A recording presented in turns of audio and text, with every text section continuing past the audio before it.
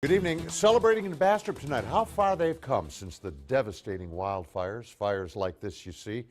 Great progress since the blazes broke out back in 2011. Homes are rebuilt, trees replanted.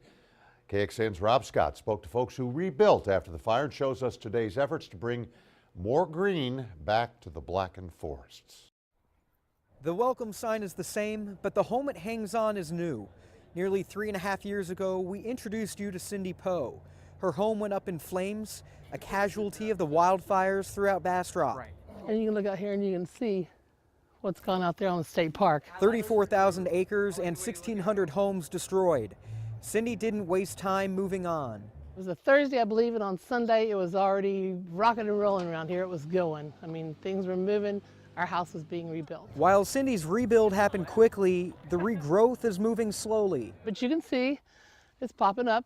It's coming back. Local organizations are helping speed up the process. Saturday, more than 20,000 trees were given to Bastrop neighbors, passing the 1 million mark since the fires, with a celebration to boot. In total, we'll do 2.2 million trees. But now that it's year 3, you can see that the trees that were planted in the first year are 4 or 5 feet high. Trees planted, homes rebuilt, and senses sharpened. We're more aware of our surroundings. If you ever smell smoke, we're always looking around where it might be or whatever. As the sun sets one day further away from the fires, it's one day closer to trees rising in Bastrop. In Bastrop, Rob Scott, KXAN News. And a lot has changed in Bastrop and on all of Texas for that matter, not only with the facade there after the fires in 2011, but also as far as the drought situation is concerned. If you remember back in 2011, we were in the midst of the prime time of the drought that we had that was one of the worst we've seen in a very long time across the Lone Star State. And I want you to focus here on the Texas state drought map on the maroon color, the very dark red. That indicates the exceptional drought.